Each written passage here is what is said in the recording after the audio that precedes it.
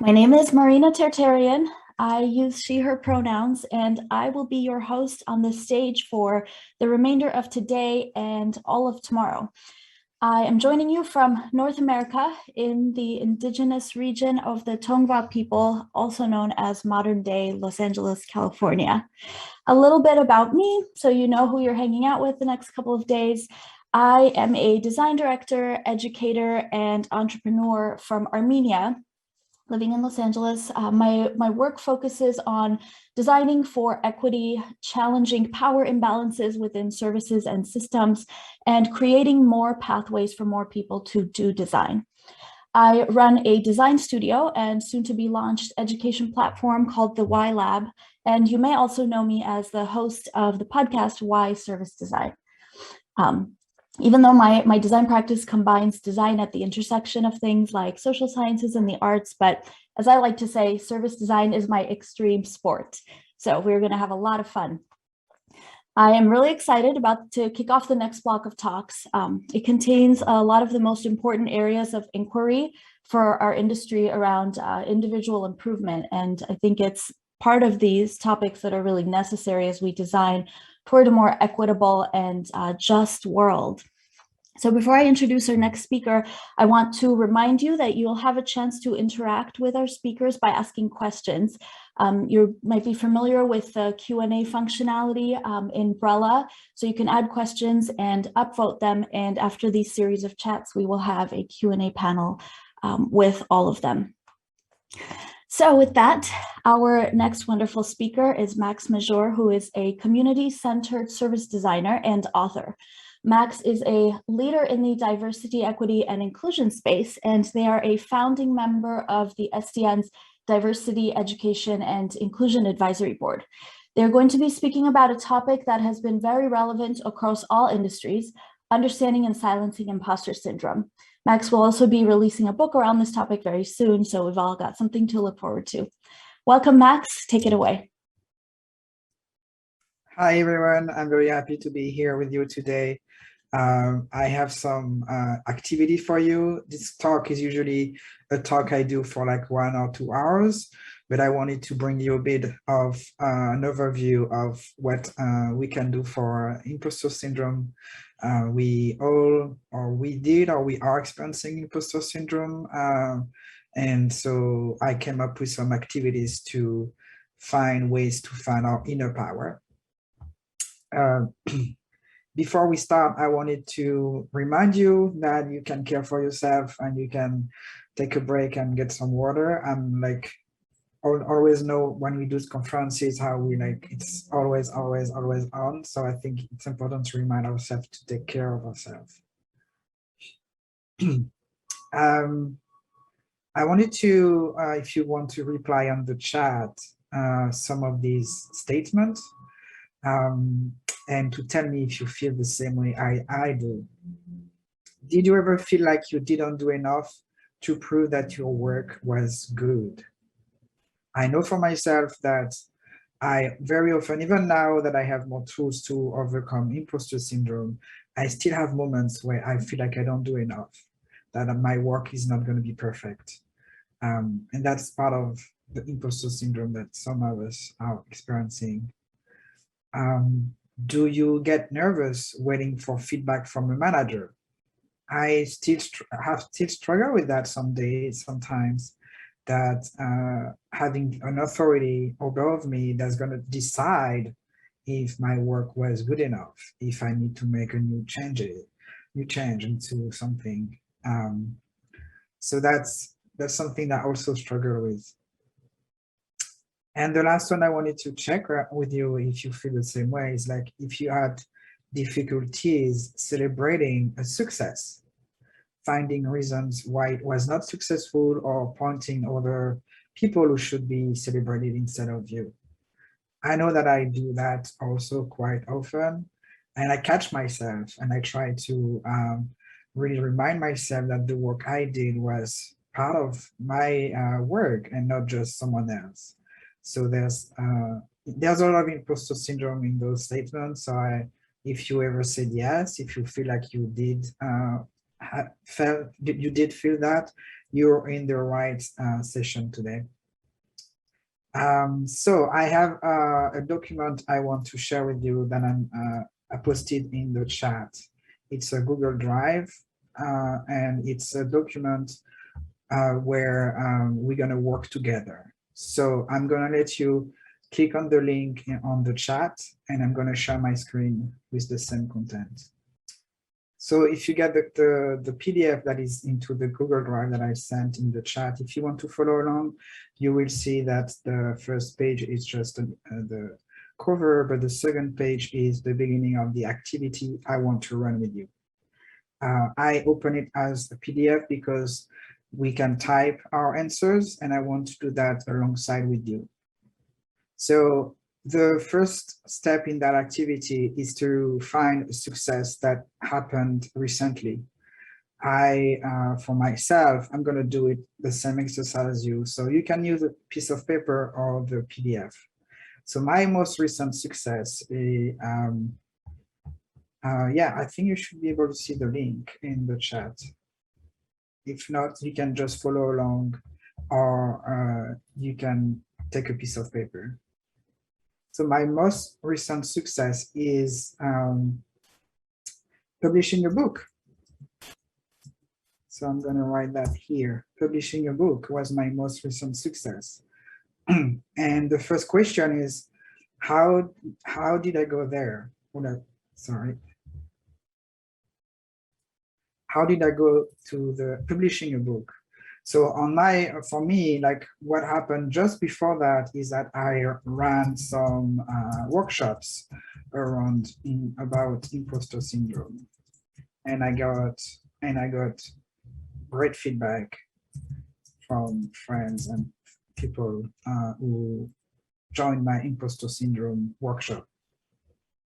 So that's what happened before I published a book. I first started some workshops to test out my content, my material, and then I published a book when I found that it has a lot of impact.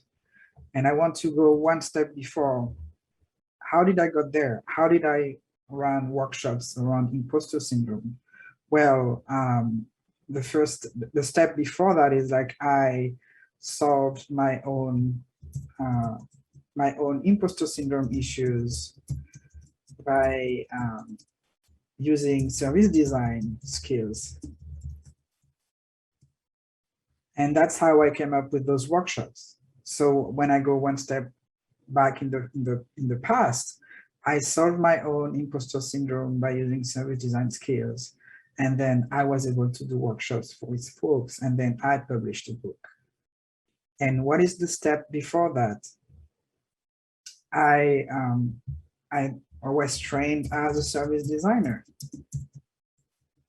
and researcher.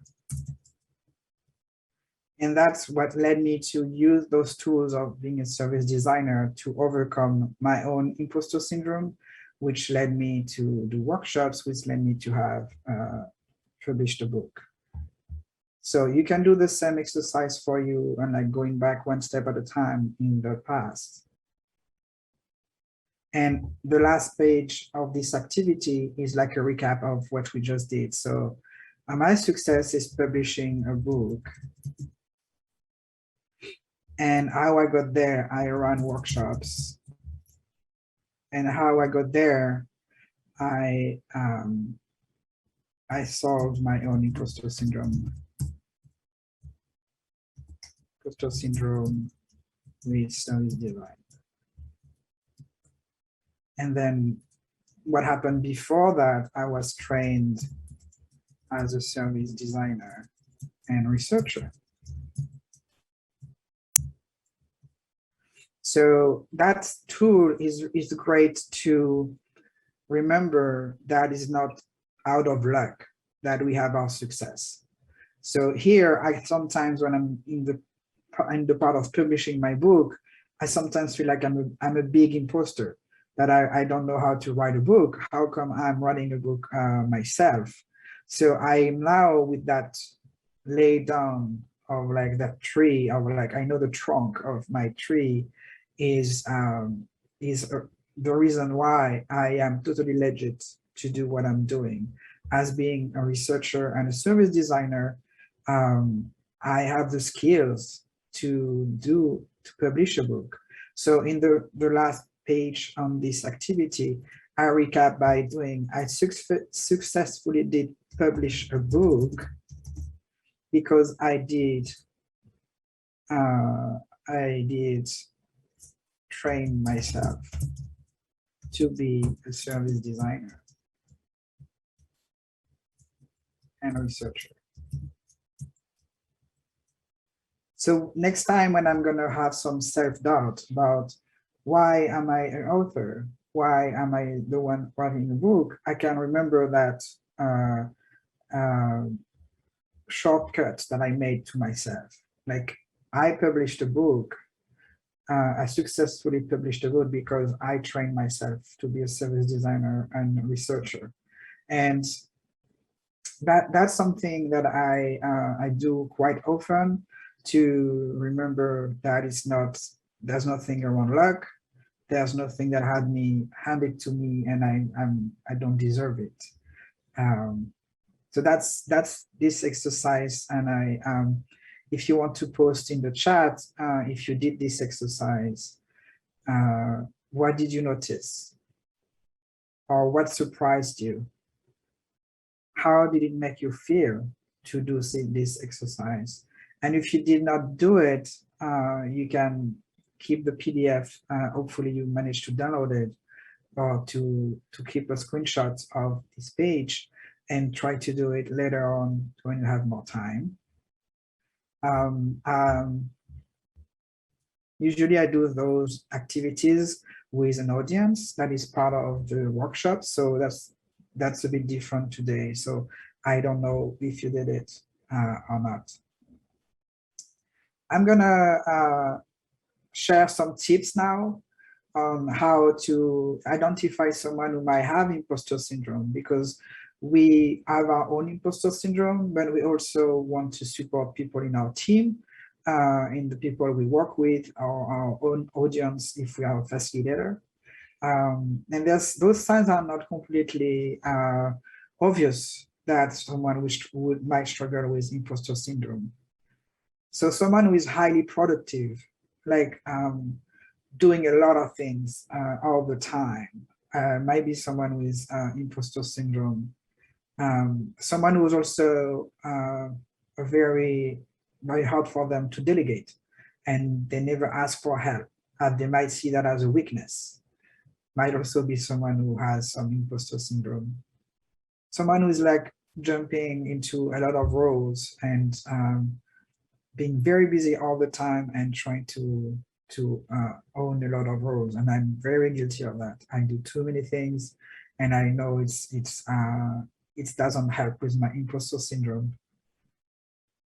Another reasons could be that this person have a hard time when they make a mistake, and when they don't know something, and to be very judgmental over themselves for like this small mistake.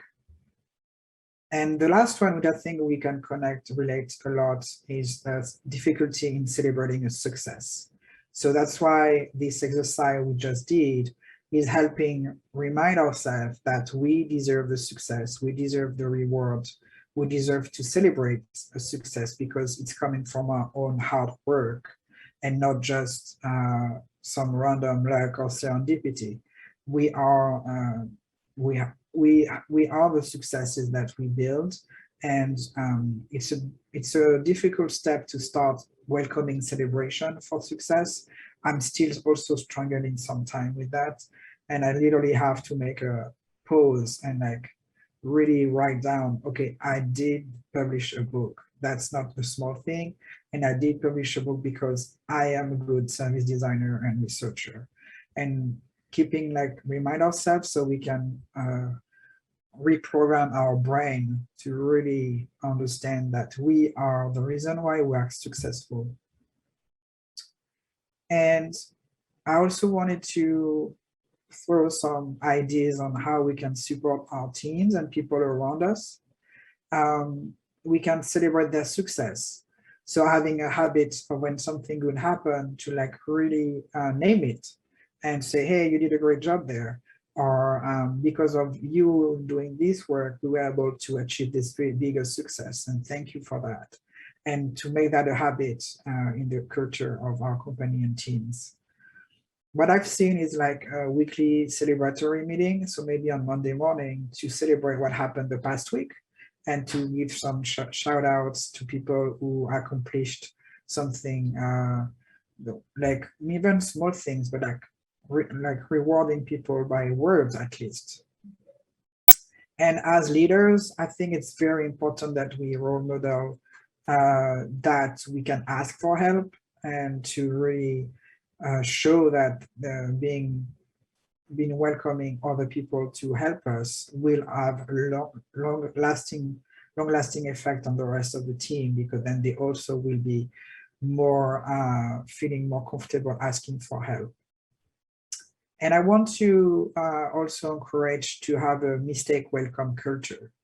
If you're a leader, to own your mistake would be important to also set a good example. So you could say, oh, my mistake, I didn't think about that, or like last week this happened and I realized because I didn't do that, that was part of the mistake I made.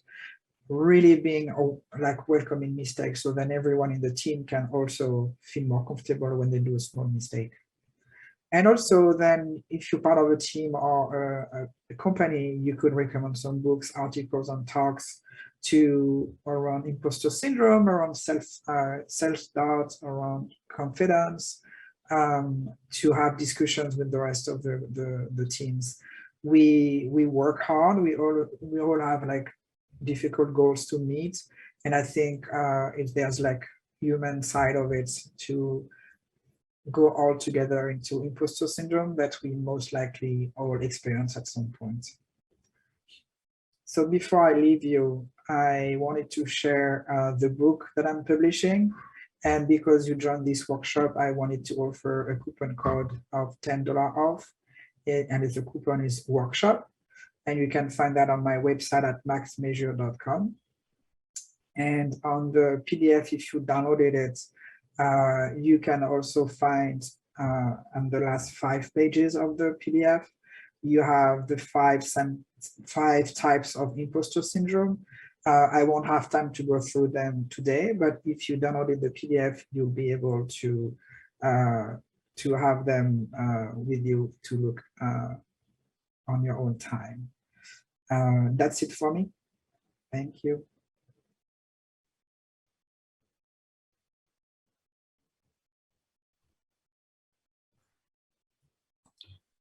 Wonderful. Thank you so much, Max, for that amazing talk. Did anyone else feel like Max was speaking directly to you? Because I absolutely did. And I think this resource is going to be so fantastic for all of us. Thank you so much, Max.